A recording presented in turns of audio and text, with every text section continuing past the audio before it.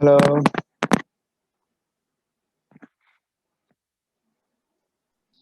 হ্যাঁ, আসসালামু আলাইকুম। ওয়ালাইকুম সালাম। তোমরা সবাই ভালো আছো?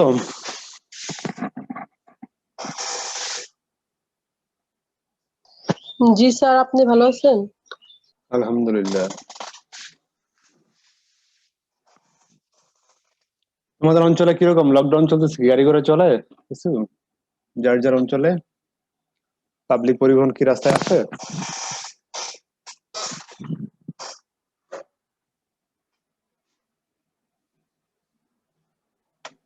স্যার, আমরা তো বাসা থেকে বের হই না। খুব ভালো। বের না হয় ভালো। বাসায় থেকে যদি সবকিছু করা যায় তাহলে খুবই ভালো। স্যার, আমাদের এলাকা বাংলাদেশের মধ্যে তো বলা যায় না স্যার, সবকিছু চলে আর কি। কে রনি? জি স্যার। স্যার, শুধু নামের লকডাউন, কিছুই হয় না, সবই চলতেছে। তাই না? স্যার, কেউ কিছুই মানে না। হ্যাঁ, আসলে তাই, সেটাই তো। স্যার, এখন মানার মতো পজিশনও নেই। আর কতদিন লকডাউনে থাকা যায়? Very much critical time. আসলে কি করা যায়, কি করবো সেটাই বোঝা মুশকিল, তাই না? এমন একটা অবস্থা হয়ে গেছে আর কি। আচ্ছা, যাই হোক, আজকে আমরা তোমাদের গতকাল পড়েছিলাম স্ট্রাকচার অফ ম্যাচিউর এগ। আজকে আমরা দেখবো আসলে ফার্টিলাইজেশন। ফার্টিলাইজেশন একটা বিশাল টপিকস, বাট এখানে আমরা জাস্ট ডেফিনেশন আর ছোট্ট করে তোমাদেরকে পড়াচ্ছি, কারণ এটা নিয়ে হয়তো কয়েকটা ক্লাস নেওয়া যাবে। এত বড় জটিলে আমরা যাচ্ছি না। একটা কারণ তোমাদের এই সাবজেক্টটা হচ্ছে ফার্ম ফিশ বায়োলজি। এটা চলে ফার্টিলাইজেশন বা এই ধরনের টপিকে ডিপে চলে গেলে সেটা মুড চেঞ্জ হয়ে যাবে। যদি ফিজিক্যাল ক্লাস হতো তাহলে হয়তো আমরা করতে পারতাম, যদি অনলাইন ক্লাসে আমরা যাচ্ছি একটু শর্ট করে পড়াতে আর কি, যাতে তোমাদের পরবর্তীতে কভার করতে সুবিধা হয়। আসলে আমরা জানি ফার্টিলাইজেশন কি। হোয়াট ইজ ফার্টিলাইজেশন যদি বলি, তাহলে fertilization being a process by which sperm initiates and participates in the development of egg, including all the steps starting from the approach of sperm to egg, penetration to the egg and fusion of the pronuclei. This is fertilization. এই fertilization কে আবার বলা হয় amphimixis or syngamy.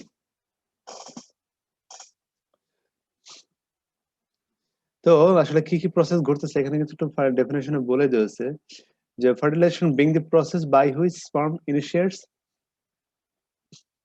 and participate in the development of egg. Sorry. বলছে একটা process, যে প্রসেসের মাধ্যমে sperm কি করে একটা প্রক্রিয়ার মধ্যে সে অংশগ্রহণ করে। সেই প্রক্রিয়াটা কিরকম, সেখানে কিছু একটা সে শুরু করে দেয়।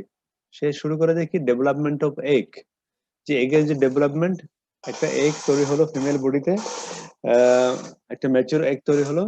আবার সেই এগটা যখন আরো ডেভেলপমেন্ট হতে যায় তখন তাকে ইনিশিয়েট করার প্রয়োজন হয়, তাদের ডেভেলপমেন্টটাকে ট্রিগার করার প্রয়োজন হয়। সেই ট্রিগারিং কাজটা করে হচ্ছে স্পার্ম। বলছে by which sperm initiates and participate in the development of egg. শুধু ট্রিগার করে না, সেখানে সে অংশগ্রহণ করেন। কিভাবে করেন? প্রথমে হচ্ছে approach of sperm to egg. এগের দিকে স্পার্মটা অ্যাপ্রোচ করে যায়। আসলে যে ফার্টিলাইজেশন মিডিয়াম যেখানেই থাকুক না কেন, সেটা হতে পারে ইন্টারনাল, হতে পারে এক্সটার্নাল, হতে পারে, সেখানে স্পার্ম ধাবিত হতে হবে এগের দিকে। এটা হচ্ছে একটা কাজ। পেনিট্রেশন অফ দ্য এগ, এগের ভিতরে প্রবেশ করতে হবে। কি প্রবেশ করে সাধারণত? আসলে এগের ভিতরে পুরো স্পার্ম কখনোই প্রবেশ করে না, শুধু স্পার্মের নিউক্লিয়াসটা প্রবেশ করে। And after penetration fusion of the pronuclei, বলছে যে এগ এবং স্পার্মের যে নিউক্লিয়াসটা আছে, সেই নিউক্লিয়াসটা একসাথে মিলন হবে, মিক্সিং হবে। সেটাকে বলা হচ্ছে অ্যাম্ফিমিক্সিস অর সিনগেমি। আর এটাকেই বলা হয় অন্য ভাষায় fertilization. The results of syngamy is the formation of zygote. আর যখনই ফার্টিলাইজেশন হয়ে যায় তখন যেটা হয় সেটাকে বলা হয় zygote. The fertilization has three distinct function. Fertilization কি করে? What is the বলা হয় ফাংশন অফ ফার্টিলাইজেশন, তাহলে বলতে হবে তোমাকে ইট অ্যাক্টিভেটস দি এগ। আমরা আগে ডেফিনেশনে দেখেছি আসলে কি করে সেটা, স্পার্মকে এগকে অ্যাক্টিভেট করে। It restores the diploid number chromosome and provides the male genetic material into the system. বলছে এই জাইগোট ফর্ম যে হয় সেটা কি আসলে কি, জাইগোটের আগের যে ফর্ম থাকে সেটা কি ধরনের ফর্ম? স্পার্ম স্পার্ম এবং এগ, তাদের মধ্যে নিউক্লিয়াস সংখ্যা কত থাকে তোমাদের ধারণা আছে? n সংখ্যক। n সংখ্যক থাকে, এটাকে বলে হ্যাপ্লয়েড বলে। হ্যাঁ, আসলে প্রত্যেকটা বডি সেল হচ্ছে ডিপ্লয়েড, আর সেই বডি সেল গুলোকে রিস্টোর করার কাজই হচ্ছে ফার্টিলাইজেশন। বলছে আরেকটা ফাংশনের মধ্যে পড়ে আসে যে it restores the diploid number chromosomes, ক্রোমোজোমের যে নাম্বার সেটাকে তারা সংরক্ষণ করে এবং provide the male genetic material into the system. বলছে এগের মধ্যে অথবা তোমার সোমাটিক সেলের মধ্যে যে একটা বডি যখন গঠিত হয় সেখানে যে সোমাটিক সেল থাকে, সেখানে যে নিউক্লিয়াস থাকে, সেখানে যে ক্রোমোজোম থাকে, সেই ক্রোমোজোমের সাধারণত দুইটা পার্টিসিপেশন থাকে, মেল এবং ফিমেলের সমানভাবে পার্টিসিপেশন থাকে। বলছে সেই পার্টিসিপেশনটাকে সে এখানে কি করে কমপ্লিট করে অথবা সেটাকে নিশ্চয়তা দান করে যে আসলে স্পার্ম থেকে যে জেনেটিক ম্যাটেরিয়ালটা মেলের ফিমেলের এগিয়ে যখন প্রবেশ করে সেখানে এসে নিউক্লিয়াস গুলো একসাথে মিক্সিং হয়ে তার নাম্বারকে বাড়ায়, পাশাপাশি সেখানে জেনেটিক ম্যাটেরিয়াল সেখানে ম্যাটেরিয়াল সেখানে অংশগ্রহণ করে টোটাল সিস্টেমের মধ্যে। It supplies the central body necessary for cell division. বলছে তারপরে সেল ডিভিশনের জন্য যে আরো যে প্রক্রিয়াগুলো থাকে, এখানে মজার বিষয় হলো, আচ্ছা তোমাদের একটা কমন প্রশ্ন করে নেই আসলে, একটা সন্তান যখন জন্ম নেয় তখন সে কোন অংশ বেশি পায়, মায়ের অংশ বেশি পায় না উম, বাবার অংশ বেশি পায়, অথবা না দুজনের থেকে সমান পায়?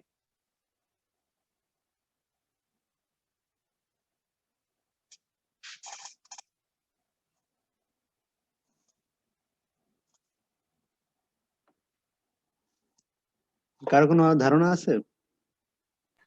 স্যার অনেক বাচ্চা তো বাবার বৈশিষ্ট্য বেশি পায়, আবার অনেকের ক্ষেত্রে মায়ের বৈশিষ্ট্য বেশি থাকে, এরকম টাইপ কিছু যে ভ্যারি আহ, করে। প্রকট প্রচ্ছন্ন জিনের ব্যাপার আছে, যে জিনটা প্রকট হয়, যার হ্যাঁ, জিনটা সে সেই জিনের প্রচ্ছন্ন প্রভাব আর কি। বেশি আচ্ছা হয়। ঠিক আছে, সেটা বাদ দিলাম, সেটা তা ক্রোমোজোমের ব্যাপার। আচ্ছা আমি স্যার, বলতে জেনেটিক ম্যাটেরিয়াল যদি বলি, আমরা যদি ধরো মায়ের যে জেনেটিক ম্যাটেরিয়াল ফিমেল যে, সেখান থেকে কি আমরা জানি সমানভাবে আসে। সমানভাবে ফার্টিলাইজেশনের সময় সমানভাবে আসে, আসলে কি সমানভাবে আসে? সেটাই ছিল আমার প্রশ্ন। জি স্যার, ইকুয়ালি আসে। জি স্যার,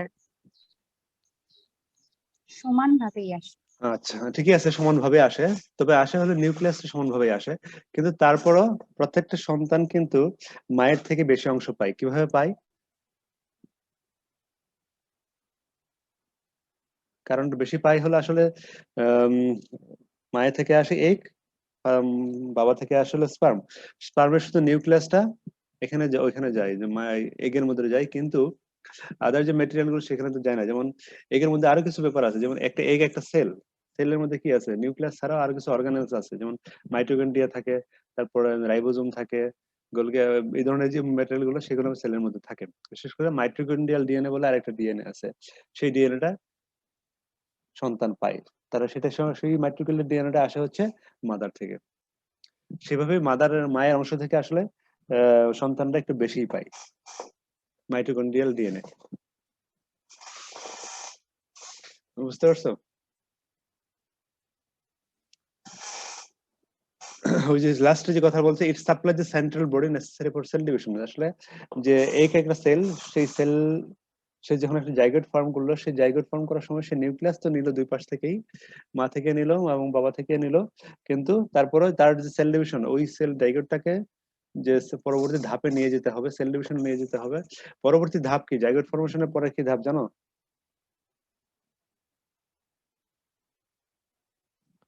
তোমরা জানো সবাই হয়তো, এটাকে বলা হয় ক্লিভেজ। তো স্যাক্রিফাইস। হ্যাঁ, ক্লিভেজে কি হয়, সেল ডিভিশন হয়। সেই সেল ডিভিশনের জন্য যে প্রয়োজনীয় ম্যাটেরিয়াল গুলো সেগুলো আসলে আসে হচ্ছে এগ থেকে, এক কথায় বললে মা থেকে। আর সেখানে একটা বিশাল গুরুত্বপূর্ণ বিষয় থাকে, সেটা হলো মাইটোকন্ড্রিয়াল ডিএনএ থাকে। সেই মাইটোকন্ড্রিয়াল ডিএনএ আবার কিছু কিছু ক্যারেক্টারকে শেপও করে বা কিছু কিছু ব্যাপারকে নিয়ন্ত্রণ করে আর কি। আর বিভিন্ন ধরনের জিনের এফেক্ট তো আছে, সেই জিনের এফেক্ট আসলে নির্ধারণ হয় ক্রোমোজোম দ্বারা। ক্রোমোজোমের কোন পার্ট কিভাবে হবে, তারপরে সেখানে কিভাবে ক্রসিং ওভার হবে, তার উপর ভিত্তি করে নির্ধারণ হয়। সেই জন্য বৈশিষ্ট্যগুলো দেখা যায় কোনো কোনো সন্তানের ক্ষেত্রে মায়ের বৈশিষ্ট্য বেশি প্রকাশ পায়, কোনো বৈশিষ্ট্য ক্ষেত্রে ছেলে বাবার বৈশিষ্ট্য বেশি প্রকাশ পায়। সেটা হচ্ছে জিনের এফেক্টের কারণে, জিন কিভাবে সেখানে কাজ করতেছে তার উপর।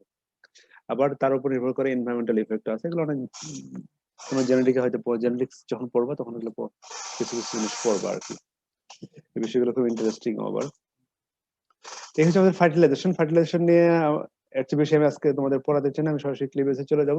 সেখানে আরো অনেক কিছু পড়ানোর ছিল, যে কিভাবে একটা স্পার্ম একটা একে অ্যাক্টিভেট করে, কিভাবে তার মধ্যে জাইগোটটা ফর্ম হচ্ছে, সেখানে কি ধরনের মেকানিজম হচ্ছে। যেমন আমরা আগের ক্লাসে যেমন পড়েছিলাম যে এগুলো তোমাদের একটু বলে রাখি, হয়তো কোথাও যদি তোমাদের আসে তোমরা যদি ইন্টারেস্ট ফিল করো পড়তে আর কি। যেমন একটা স্পার্ম যখন অ্যাক্টিভেট করবে, তো সে অ্যাক্টিভেশন হওয়ার জন্য তার কিছু এনজাইম প্রয়োজন হয়, কিছু হরমোনের প্রয়োজন হয়, যে কিভাবে সে একটা এগকে অ্যাক্টিভেট করবে, কোথায় যে অ্যাক্টিভেট করবে। যেমন এগের চারপাশে আমরা কি একটা লেয়ার ছিল, কোরিয়ন, আমরা বলেছিলাম যে ফিশের প্লাজমা মেমব্রেনের চারপাশে যে লেয়ার থাকে সেটাকে বলা হয়, সেটাকে আমরা কি বলছিলাম, কোরিয়ন বলতেছিলাম, তাই না? সেই কোরিয়নের মধ্যে দেখা যায় সাধারণত অ্যাক্টিভেট হয়। তো মজার ব্যাপার হলো, একটা স্পার্ম, এখানে তোমাদের এটা নাই কিন্তু আমি তোমাদের এমনি গল্প করতেছি যে একটা স্পার্ম যখন একটা এগকে অ্যাক্টিভেট করে ফেলে, অথবা একটা এগের গায়ে লেগে যায়, কোরিয়নের জন্য লেগে যায়, সাথে সাথে কিন্তু সমস্ত কোরিয়নটা আরো হার্ড হয়ে যায় এবং অন্য কোনো স্পার্মও সেখানে প্রবেশ করতে পারে না। তো ব্যাপারগুলো খুবই আর কি, যে একটা স্পার্ম একটা এগকেই ফার্টিলাইজ করবে, তার মধ্যে বেশি কখনোই যেতে পারে না নর্মাল সেন্স এটা আর কি। অ্যাক্সিডেন্টালি অনেক সময় হলে হতে পারে, তবে সেটা খুবই রেয়ার। তো সেই কাজটাই করলে অ্যাক্টিভেশন আসলে সেখানে বিভিন্ন ধরনের আরো কিছু ম্যাটেরিয়াল সিক্রেশন হয়, একটা স্পার্ম থেকে হয়, আবার কিছু এগ থেকে হয়, এগের বিভিন্ন কর্টিক্যাল ম্যাটেরিয়াল থাকে, সেখান থেকে সিক্রেশন হয় তার মধ্যে যে লেয়ার গুলো থাকে, লেয়ার গুলো থেকে আবার আম, কিছু সিক্রেশন হয়ে সেগুলো আবার হার্ড সিমেন্টের মতো শক্ত হয়ে যায়। সেই কারণে দেখা যায় সেখানে কোনো ধরনের স্পার্ম প্রবেশ করতে পারে না দ্বিতীয়বার। আর স্পার্মের কিছুই প্রবেশ করে না। স্পার্মের দেখা যায় যে মাথাটা থাকে, সেই মাথার মধ্যে যে ক্যাপ থাকে, অ্যাক্রোজোম থাকে, সেই অ্যাক্রোজোমে আসলে সাধারণত আম, কি করে, যে এগের গায়ে একটা মাইক্রোপাইল থাকে, সেই মাইক্রোপাইলকে খুঁজে পেতে সহায়তা করে, এবং সেই মাইক্রোপাইলকে যে লেয়ার থাকে সেই লেয়ারকে ভাঙতে সহায়তা করে। আমি সেখান থেকে স্পার্মের অ্যাক্রোজোম থেকে অনেক সময় থেকে বিভিন্ন ধরনের এনজাইম সিক্রেশন হয়, সেই লেয়ারকে বেদ করতে সহায়তা করে। আর যখন লেয়ারকে বেদ করে তখন দেখা যাচ্ছে স্পার্মের মাথাটা খুলে যায়, খুলে গেলে সেখান থেকে নিউক্লিয়াসটা ভিতরে প্রবেশ করে ফেলে। আর যখন নিউক্লিয়াসটা ভিতরে প্রবেশ করে তখন সাথে সাথে আবার ওই জায়গাটা সিল হয়ে যায়। তো ফার্টিলাইজেশন নিয়ে আমরা একটু গল্প করলাম। তো এখন আমরা চলে যাই ক্লিভেজ। এবং ক্লিভেজও বিশাল একটা টপিকস, আমরা দেখি কতটুকু পড়তে পারি আর কি। Fusion of male and female pronucleae, আমরা যেটা বলছিলাম, it's termed as amphimexis or syngamy. Soon after fertilization, zygote with its new genetic materials and new arrangement of cytoplasm undergoes a series of cell division, resulting into a population of cell. বলছে তারপরে কি হয়, soon after fertilization, zygote with its new genetic material, যে জাইগোটটা form হলো সেখানে new genetic material সে পেয়ে গেল, এবং নিউ অ্যারেঞ্জমেন্ট অফ সাইটোপ্লাজম, এবং তার সাইটোপ্লাজমের মধ্যে একটা কিছু চেঞ্জ চলে আসে, যদিও সেটা র্যাপিড না, খুব একটা মাইনর চেঞ্জ হয়। তারপরে কি হয়, undergoes a series of cell division resulting into a population of cell. তারপরে তার মধ্যে সিরিজ অফ সেল ডিভিশন হতে থাকে এবং একটা গ্রুপ অফ পপুলেশন সেল তৈরি হয়, সেই সেলগুলোকে বলা হয় দিস প্রসেস। আর এই প্রসেসটাকে বলা হয় ক্লিভেজ আর সেগমেন্টেশন। আর যে সেলগুলো তৈরি হচ্ছে, যে cell which are produced called blastomere. In most animals, except mammal, the rate of cell division and the placement of blastomeres with respect to each other are completely under the control of protein and mRNA stored in the oocyte of the mother. ক্লাসে আছে, একটু পরে আসো, class শেষ করে নিই।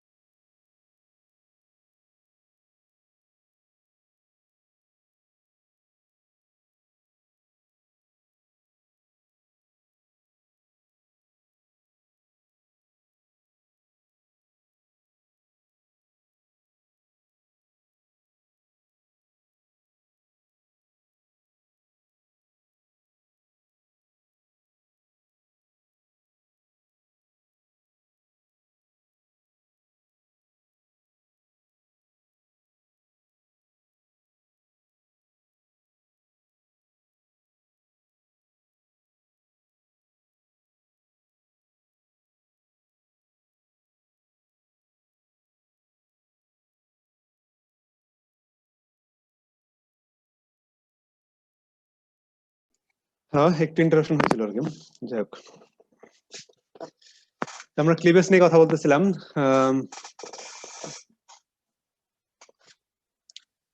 ক্লিভেজটা হচ্ছে কি বলতেছিলাম, in most animal except mammal their rate of cell division, এবং তার ব্লাস্টোমিয়া গুলো কিভাবে অ্যারেঞ্জমেন্ট হবে, তাদের সেল ডিভিশন রেট কিরকম হবে, সবকিছু নিয়ন্ত্রণ হয় বিভিন্ন ধরনের প্রোটিন আছে তাদের সাইটোপ্লাজমে, বিভিন্ন ধরনের প্রোটিন আছে, এবং তার মধ্যে যে অ্যামাইনো অ্যাসিড মাইটোকন্ড্রিয়াল ডিএনএ বলা হয় আর কি, ডিএনএ আরএনএ, তার মধ্যে সেটা দিয়ে নির্ধারণ হয়, এবং সেটাকে ওসাইটস অফ দ্য মাদার, মায়ের ওসাইটে যে প্রোটিন এবং এমআরএনএ থাকে তার দ্বারা নিয়ন্ত্রিত হয়। Zygote genome transmitted to all cells does not function in the early cleavage. During cleavage, no growth of the embryo occurs, no increase in embryo. আমরা এটা কথাগুলো বলবো আর কি। তো আসলে এই কথাগুলো, এটা হলো ক্লিভেজ। তারপরে চলে যায় characteristics of cleavage. Cleavage can be characterized as that period of development in which, বলছি এই ক্লিভেজটাকে কতগুলো ক্যারেক্টার দিয়ে আমরা ভাগ করতে পারি, যে অথবা ডিফাইন করতে পারি, অথবা তার মধ্যে কি ধরনের প্যাটার্ন হয় সেগুলো নিয়ে একটু সেভাবে কয়েকটা ভাগে ভাগ করে বলতে পারি। যেমন unicellular fertilized egg is transformed by consecutive mitotic division into a multiply cellular complex. বলছে এটার মধ্যে কি হয়, যে প্রসেস গুলো বলতেছে আর কিছু বৈশিষ্ট্যগুলো তুলে ধরা হচ্ছে, চেষ্টা করা হচ্ছে আসলে। যে একটা ইউনিসেলুলার ফার্টিলাইজড এগ থাকে, যেটা এককোষী সেল, সেটা কি বিভিন্ন ধরনের পরপর পর্যায়ক্রমে মাইটোটিক ডিভিশনের মাধ্যমে কি হয়, মাল্টিসেলুলার একটা কমপ্লেক্স সেলে তৈরি হয়।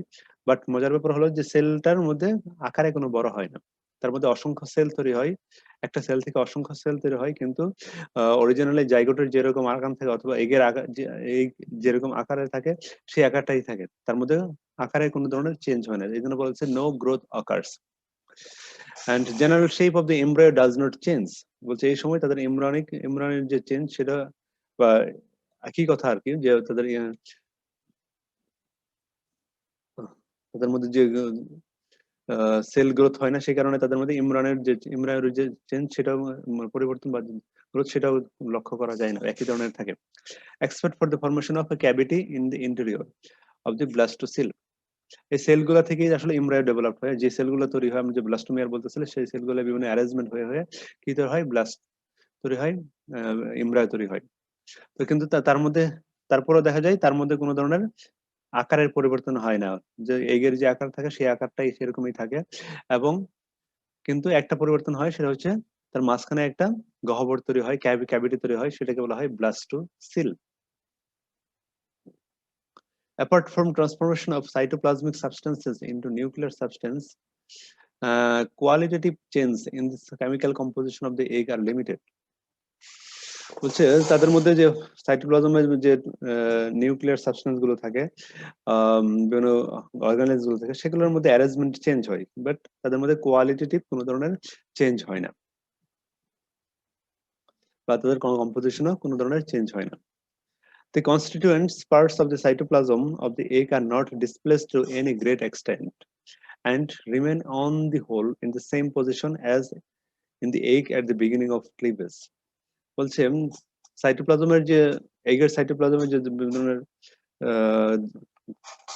অর্গানিজ গুলো থাকে, কনস্টিটিউয়েন্ট থাকে, ম্যাটেরিয়াল গুলো থাকে, সেগুলোর মধ্যেও কোনো ধরনের র্যাপিড কোনো চেঞ্জ হয় না, তারা মোটামুটি মোরলেস একই পজিশনে থাকে, এগের মধ্যে যেরকম পজিশনে ছিল ক্লিভেজ শুরু হওয়ার আগে। Ratio of nucleus to cytoplasm very low at the beginning of cleavage, is at the end brought to level found to in ordinary somatic cell। তো একটা ব্যাপারে একটু চেঞ্জ বা রেশিও আমরা বলতে পারি যে একটু চেঞ্জ আসে কিনা, বলে নিউক্লিয়াসের মধ্যে যে রেশিওটা, সেটার মধ্যে যেমন থাকে একটু চেঞ্জ হয়, যেমন প্রথমে খুবই কম থাকে, বাট পরবর্তী সময় দেখা যায় একটা অর্ডিনারি সোমাটিক সেলে যেরকম থাকা দরকার ঠিক সেই লেভেলে চলে আসে। এই ছিল আমাদের ক্যারেক্টারিস্টিক্স অফ ক্লিভেজ। তারপরে আমরা আসলে দেখবো আসলে প্যাটার্ন অফ ক্লিভেজ, যে ক্লিভেজটা কিরকম।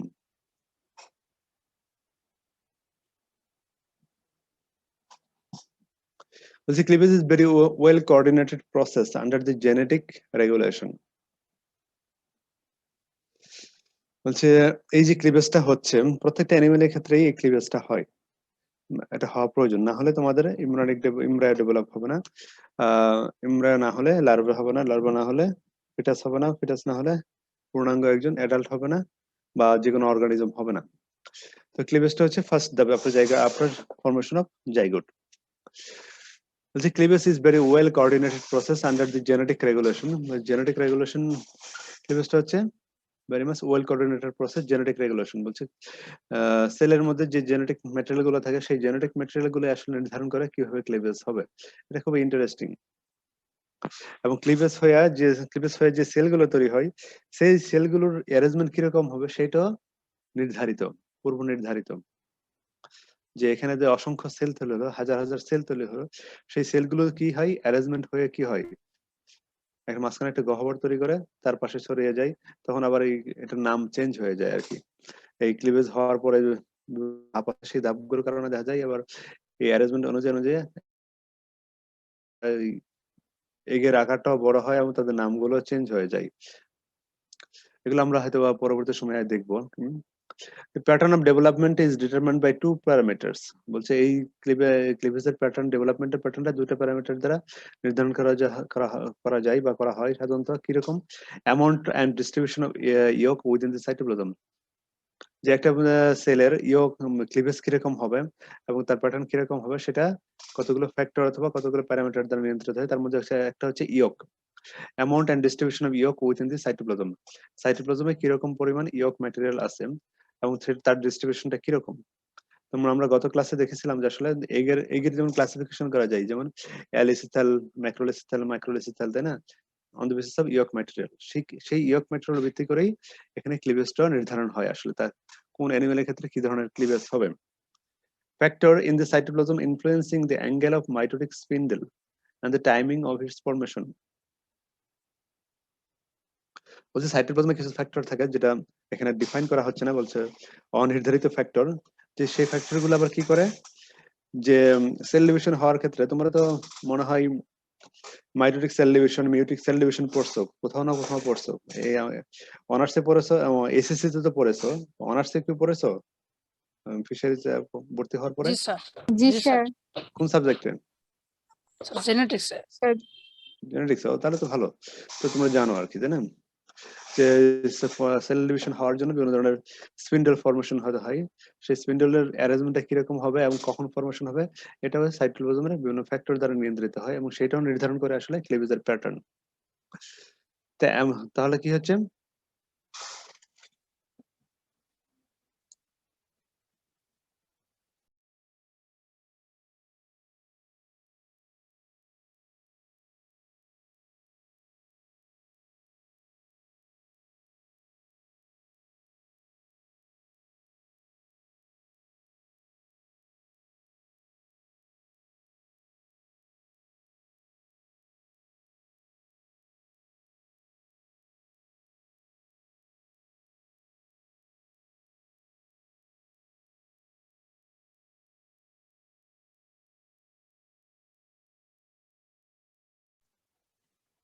আমরা যে কথা বলতেছিলাম সেটা হচ্ছে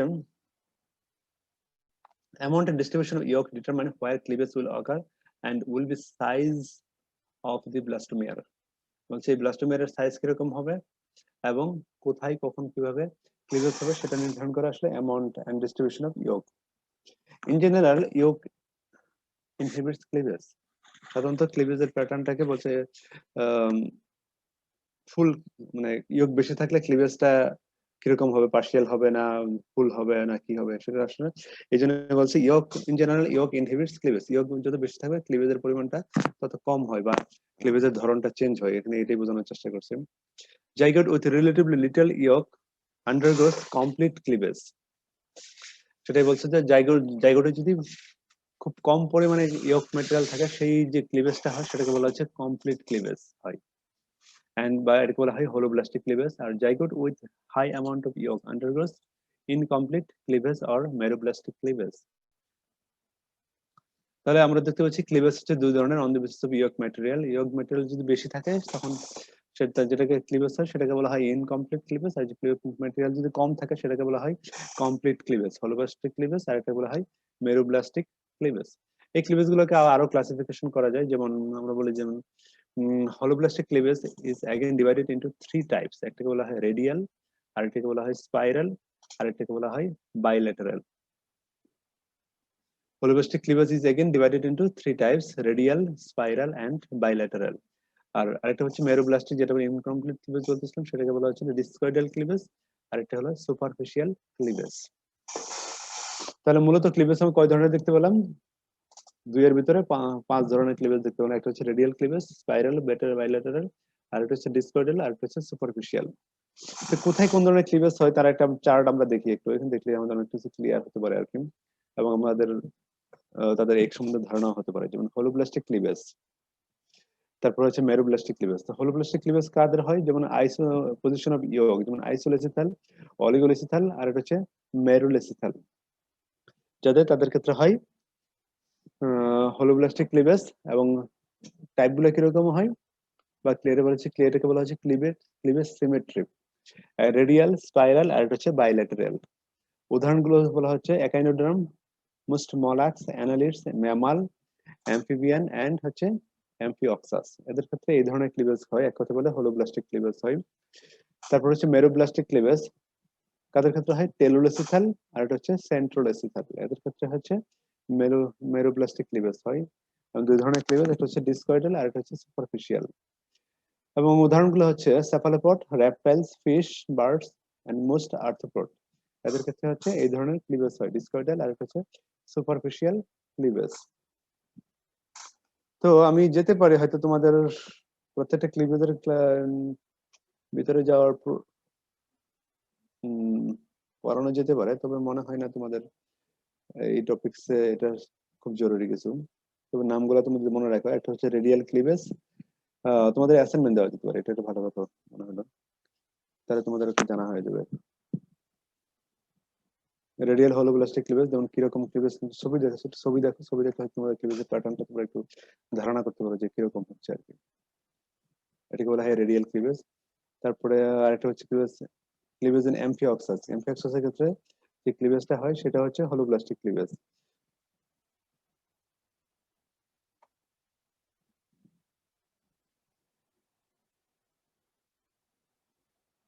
তারপর হচ্ছে সি আর্চিন,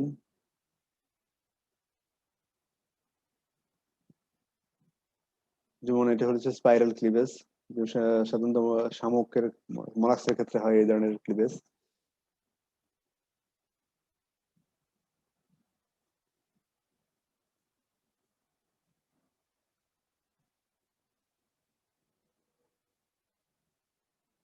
টিউনিকেটের ক্ষেত্রে হয় বাইল্যাটারাল হলোব্লাস্টিক ক্লিভেজ। তারপর বিভিন্ন ধরনের নাম আছে, যেমন রোটেশনাল হলোব্লাস্টিক ক্লিভেজ, অনেক ধরনের নাম আছে তাদের। তারপর আমরা ইনকমপ্লিট ক্লিভেজ যদি বলি, যেমন ডিসকয়েডাল ক্লিভেজ, সাধারণত এখানে উদাহরণ হচ্ছে ট্রাউট মাছের ক্ষেত্রে এই ধরনের ক্লিভেজ হয়, ফিশের ক্ষেত্রে সাধারণত ক্লিভেজ হয় এই ধরনের ক্লিভেজ। সুপারফিশিয়াল ক্লিভেজ হয় ফিশের ক্ষেত্রে।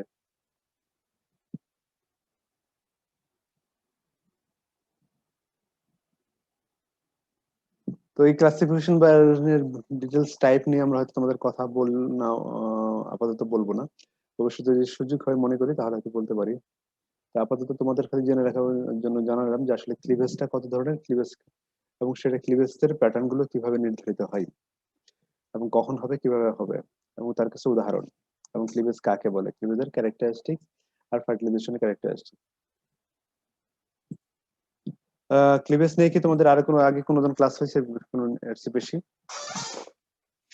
স্যার আচ্ছা, আশা করি আন্ডার গ্রাজুয়েটে হয়তো এইটুকুই পড়ালাম। যদি মাস্টার্স এর সুযোগ হয় তখন হয়তো আরেকটু ডিটেইলস পড়াবো আর কি ক্লিভেজ নিয়ে।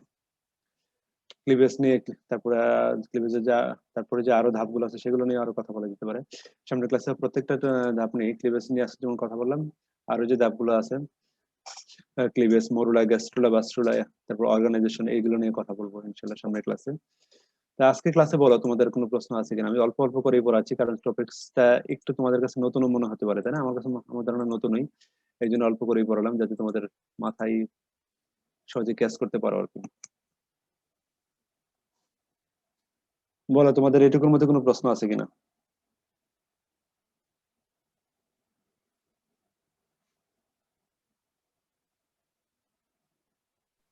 স্যার আপাতত নেই, তারপরে কি তারপরে স্যার। ঠিক আছে, ভালো। প্রশ্ন না থাকলে তো ভালো, তো তোমরা মনে হয় ছোট টপিকস হয়তো ক্যাচ করতে পারছো সবকিছুই। তারপরে আবার নিজেরা পড়ে যদি মনে করে আরো কিছু জানার আছে জিজ্ঞেস করে নিও আর কি। যে তোমাদের ক্লাসের সময় তো এখনো আছে, বলো এখন তোমাদের ক্লাস শেষ করে দেবো না তোমাদের অন্য কোনো বিষয় নিয়ে কথা বলবো? স্যার শেষ করে দেন। ঠিক আছে, তাহলে আগামী ক্লাসে দেখা হবে তোমাদের সাথে এইটারই বাকি অংশ নিয়ে আর কি। তারপরে হয়তো আমরা স্পেসিফিক ভাবে যাবো আর কি আমাদের আরো যে কিছু মাছ নিয়ে কথা বলতেছিলাম, মাছের ইমব্রয়নিক ডেভেলপমেন্ট নিয়ে, সেগুলো নিয়ে কথা বলবো। যে ইমব্রয়নিক ডেভেলপমেন্ট নিয়ে পড়ানোর আগে আমরা একটু জাস্ট একটু জেনে নিই আসলে তাদের তার ধাপগুলো কি কিভাবে হচ্ছে আর কি, ইন জেনারেল ধাপগুলো, সেটা জানার জন্যই আমরা এই ক্লাসগুলো করতেছি। ঠিক আছে, ভালো থাকো তাহলে। আগামী এই সপ্তাহ তো আর মনে ক্লাস নেই, আগামী রবিবারে হয়তো ইনশাল্লাহ দেখা হবে। আসসালামু আলাইকুম স্যার। আসসালামু আলাইকুম।